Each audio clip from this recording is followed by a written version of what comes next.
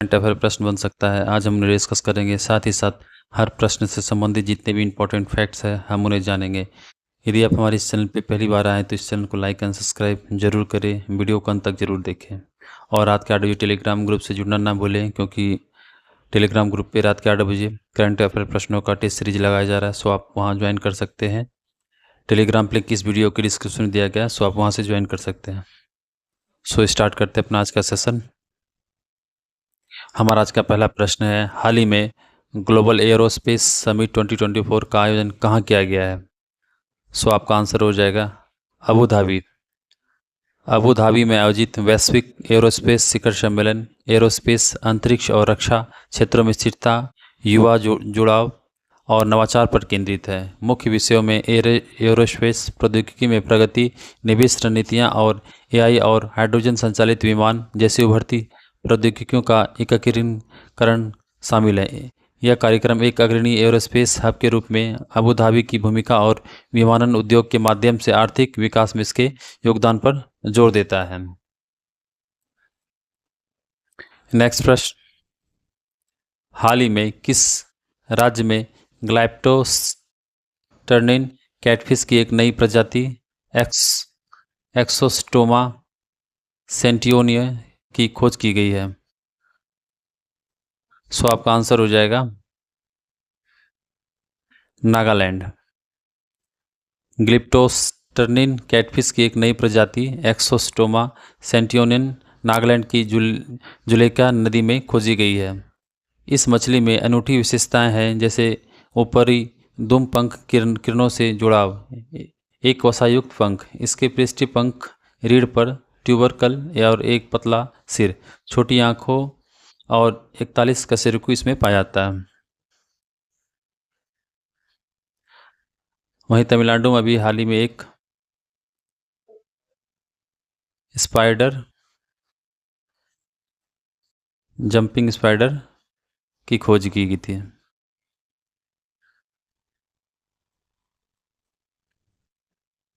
अरुणाचल प्रदेश में एक तितली की प्रजाति नेप्टिस फिलियारा की खोज की गई थी।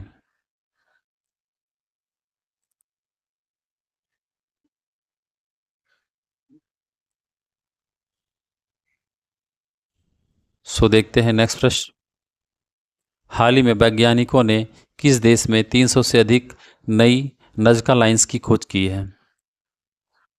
सो आपका आंसर हो जाएगा पेरू।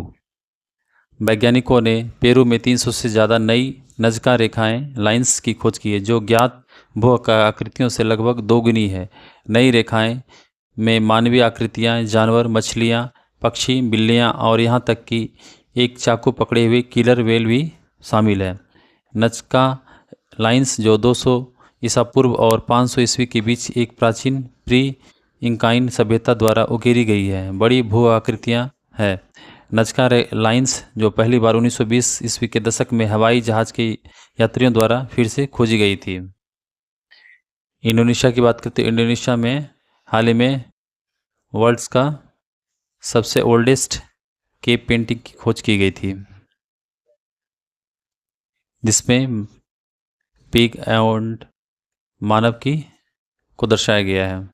सर्बिया में 7000 वर्ष पुराने एक एंशियंट बस्ती की खोज की गई है। सो देखते हैं नेक्स्ट प्रश्न, हाल ही में खबरों में रहा एतुर नगरम वन्यजीव अभयारण्य किस राज्य में स्थित है? सो आपका आंसर हो जाएगा तेलंगाना। क्यों न्यूज़ में है? ये दो चक्रवातों के टकराने से जुड़ी एक दुर्लभ मौसमी घटना के कारण तेलंगाना के एतुर नगरम वन्यजीव अभयारण्य में बड़े पैमाने पर पेड़ गिर गए हैं, जिस कारण ये न्यूज़ में बना है।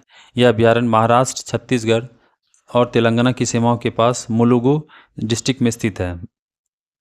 हैदराबाद निजाम सरकार द्वारा 1952 ईस्वी में वन्यजीव अभयारण्य घोषित किया गया। यह 806 वर्ग किलोमीटर में फैला हुआ है। असम की बात करें तो असम में एक न्यूज़ में बना हुआ था पोवितोरा wild life sanctuary. Madhya Pradesh की बात करें तो मध्य प्रदेश में Gandhi Gandhi Sagar wild life sanctuary जो न्यूज़ में बना हुआ है। सो देखते हैं नेक्स्ट प्रश्न। सितंबर 2024 में जापान के नए प्रधानमंत्री के रूप में किसे नियुक्त किया गया? सो आपका आंसर हो जाएगा शिगेरू इशिबा। पूर्व रक्षा मंत्री शिगेरू इशिबा जो सत्तारूढ़ लिबरल डेमोक्रेटिक पार्टी एलडीपी के नेतृत्व वाली प्रतियोगिता जीतने के बाद जापान के अगले प्रधानमंत्री बनने वाले हैं। शिगेरू इशिबा ने कट्टर राष्ट्रवादी सनाई तकाइची के खिलाफ ये प्रतियोगिता जीती है। सो जापान के नए जो प्रधानमंत्री बनने वाले हैं कौन है? Shigeru Ishiba. Paetongtarn Shinawatra जो हाल ही में थाईलैंड के नए प्रधानमंत्री बने हैं, सबसे युवा प्रधानमंत्री है और महिला भी है। किर स्टारमर की बात करें तो किर स्टारमर हाल ही में यूनाइटेड किंगडम के नए प्रधानमंत्री बने हैं। हरिनी अमरसूरिया जो हाल ही में श्रीलंका के नए प्रधानमंत्री बने हैं और ये वुमेन्स हैं जो एस भंडारनायके के बाद ये दूसरी महिला है। सो देखते हैं नेक्स्ट प्रश्न। प्रधानमंत्री नरेंद्र मोदी द्वारा पुणे में राष्ट्रीय सुपर कंप्यूटिंग मिशन के तहत विकसित सुपर कंप्यूटिंग सिस्टम का उद्घाटन किया गया है, जिसका नाम क्या है? तो उसका नाम क्या रखा गया है? सो परम रुद्र। 26 सितंबर 2024 को प्रधानमंत्री नरेंद्र मोदी के द्वारा राष्ट्रीय सुपर कंप्यूटिंग मिशन, सबसे पहले ये राष्ट्रीय सुपर कंप्यूटिंग मिशन कब आया था? 2015 में की शुरुआत की गई थी राष्ट्रीय सुपर कंप्यूटिंग मिशन की के तहत विकसित 3 परम रुद्र सुपर कंप्यूटर लॉन्च किए गए, जिसमें इसका उद्देश्य है गरीबों को सशक्त बनाने के लिए प्रौद्योगिकी की आवश्यकता पर बल दिया गया है। यह प्रक्षेपण जो 850 करोड़ रुपए के महत्वपूर्ण निवेश को दर्शाता है, जिसका उद्देश्य है मौसम और जलवायु अनुसंधान में भारत की क्षमताओं को बढ़ाना। 3 सुपर कंप्यूटर जिनमें प्रत्येक की लागत जो 130 करोड़ रुपये है को पुणे, दिल्ली, कोलकाता में क्रांतिकारी वैज्ञानिक अनुसंधान को सुविधाजनक बनाने के लिए तैनात किया गया है। परम बुद्ध की बात करें तो ये अभी बिहार का ये पहला सुपर कंप्यूटर है। परम अनंत की बात करें तो परम अनंत ये भी सुपर कंप्यूटर है, जिसे आईआईटी गांधीनगर में इस्टेब्लिश किया गया है, वहाँ स्थापित किया गया है। परम गंगा इसे आईआईटी रुड़की में स्थापित किया गया है। सो देखते हैं नेक्स्ट प्रश्न। हाल ही में मौसम और जलवायु अनुसंधान हेतु प्रधानमंत्री नरेंद्र मोदी के द्वारा उद्घाटन किए गए 2 उच्च प्रदर्शन कंप्यूटिंग हाई परफॉर्मेंस कंप्यूटिंग प्रणाली के क्या नाम है? सो आपका आंसर हो जाएगा अर्क और अरुणिका। तो अर्क और अरुणिका है। तो अभी हाल ही में पीएमओ ने कहा प्रधानमंत्री के द्वारा 2 प्रमुख स्थलों जो पुणे में भारतीय उष्ण देशीय मौसम विज्ञान संस्थान आईआईटीएम और नोएडा में, तो ये पुणे और नोएडा में राष्ट्रीय माध्यम अवधि मौसम पूर्वानुमान केंद्र में मौजूद है। इस एचपीसी हाई परफॉर्मेंस कंप्यूटिंग में असाधारण कंप्यूटिंग शक्ति है। नई एचपीसी प्रणालियों को अर्का और अरुणिका नाम दिया गया है, जो सूर्य से उनके संबंध को दर्शाता है। यह उच्च रिजोल्यूशन मॉडल उष्णकटिबंधीय चक्रवाती भारी वर्षा, गरज के साथ बारिश, ओलावृष्टि, लू, सूखा और अन्य महत्वपूर्ण मौसम संबंधी घटनाओं को की एक सटीक भविष्यवाणी और लीड टाइम को महत्वपूर्ण रूप से बढ़ाएंगे। वही भारत का पहला सुपर कंप्यूटर की बात करें तो भारत का पहला सुपर कंप्यूटर था परम 800,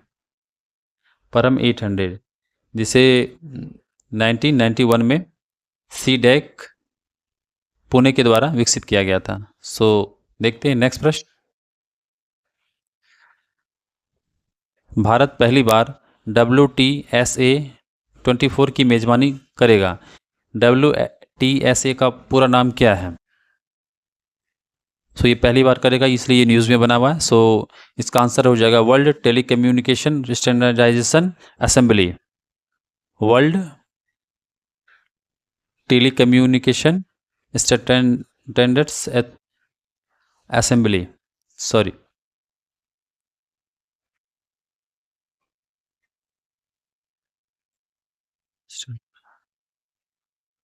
यहाँ असेंबली हो जाएगा, ESSEMBLY, असेंबली, ठीक है। भारत अक्टूबर 2024 में पहली बार विश्व दूरसंचार मानकीकरण सभा WTSA की मेजबानी करेगा। WTSA का तात्पर्य है विश्व दूरसंचार मानकीकरण सभा, world telecommunication standardisation assembly. WTSA अंतर्राष्ट्रीय दूरसंचार संघ ITU, इंटरनेशनल टेलीकम्युनिकेशन यूनियन द्वारा आयोजित एक कार्यक्रम है। इस सम्मेलन का उद्देश्य दूरसंचार और ICT, सूचना और संचार प्रौद्योगिकी के लिए एक वैश्विक मानक निर्धारित करना है। भारत, जो सितंबर में WTSA 24 आउटरीच सत्रों के साथ साथ 5G, 6G और उभरती प्रौद्योगिकी हैकाथॉन की मेजबानी करेगा। सो देखते हैं नेक्स्ट प्रश्न। हाल ही में अंतर्राष्ट्रीय भारतीय फिल्म अकादमी आईफा समारोह 2024 का आयोजन कहाँ किया गया था? सो आपका आंसर हो जाएगा अबू धाबी, UAE, संयुक्त अरब अमीरात। सो हाल ही में अंतर्राष्ट्रीय भारतीय फिल्म अकादमी आईफा समारोह 2024 में आयोजित किया गया अबू धाबी के यास द्वीप पर स्थित एतिहाद एरिना में आयोजित किया गया था। यह समारोह जो 27 से 29 सितंबर 2024 के आयोजन किया गया था, जिसमें भारतीय सिनेमा का उत्सव मनाया जा रहा है। कार्यक्रम की एक शानदार श्रृंखला प्रस्तुत करती है। वहीं 2025 की बात करें तो 2025 में जो आईफा का आयोजन किया जाएगा वो जयपुर, भारत में किया जाएगा। ये दूसरी बार है जब इस तरह का आयोजन भारत में किया जाएगा। इससे पहले 2019 में मुंबई में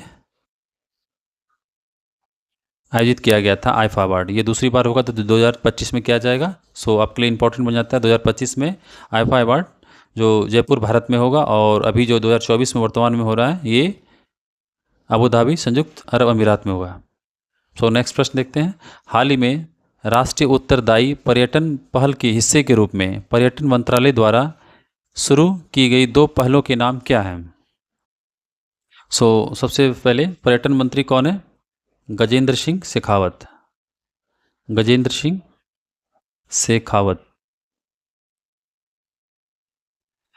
सो आपका आंसर हो जाएगा पर्यटन मित्र और पर्यटन दीदी।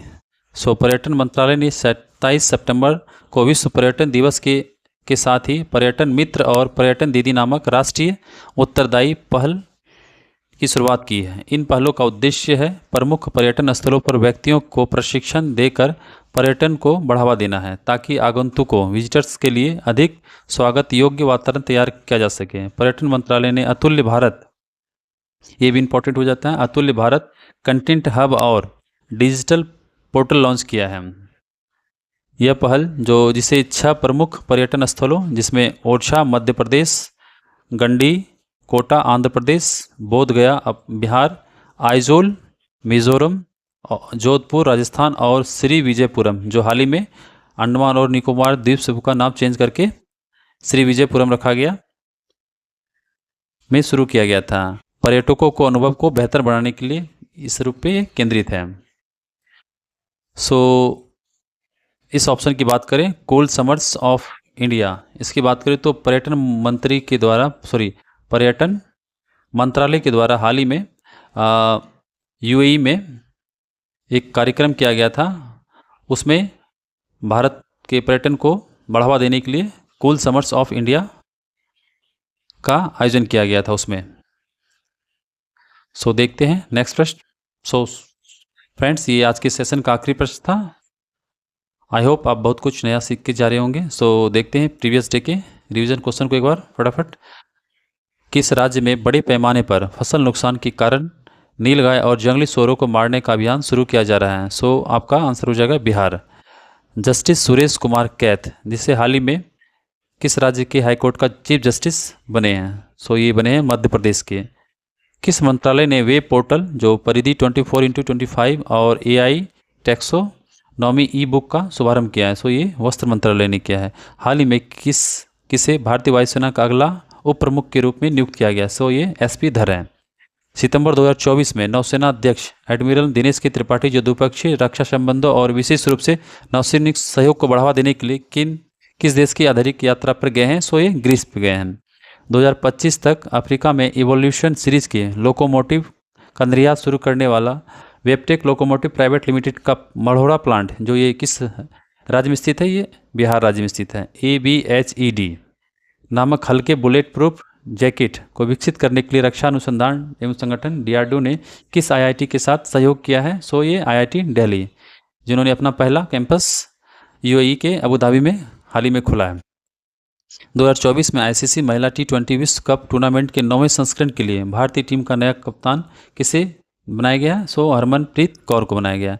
हाल ही में जारी ग्लोबल इनोवेशन इंडेक्स 2024 में भारत किस रैंक पे रहा? 39th। और ये किसे कौन जारी करता है? विपो के द्वारा। हाल ही में किस राज्य ने उच्च शिक्षा के लिए मेधावी छात्रों को वित्तीय सहायता प्रदान करने के लिए CM 7 योजना की शुरुआत की है? ये त्रिपुरा। सो फ्रेंड्स, चलते अपने आज के क्विज के प्रश्न पे। सो आप यहाँ स्क्रीन पे 5 प्रश्न देख सकते हैं। ये प्रश्न कहीं ना कहीं हमने जो पिछले सेशन किए हैं, और सो ये उनके प्रश्न हैं। सो आप इनके आंसर जाके कमेंट बॉक्स में कर सकते हैं। यदि वीडियो को अभी यहाँ तक आप देखें और वीडियो का कंटेंट आपको अच्छा लग रहा है तो आप ज़रूर लाइक एंड सब्सक्राइब जरूर करें और अपने फ्रेंड्स को ज़रूर शेयर करें। सो वीडियो को अंत तक देखने के लिए आपका बहुत बहुत धन्यवाद। और रात के 8 बजे टेलीग्राम ग्रुप से जुड़ना ना भूलें, क्योंकि टेलीग्राम ग्रुप पे रात के 8 बजे करंट अफेयर प्रश्नों का टेस्ट सीरीज लगाया जा रहा है। सो आप वहाँ ज्वाइन कर सकते हैं। सो मिलते हैं अपने नेक्स्ट वीडियो में। थैंक यू, धन्यवाद।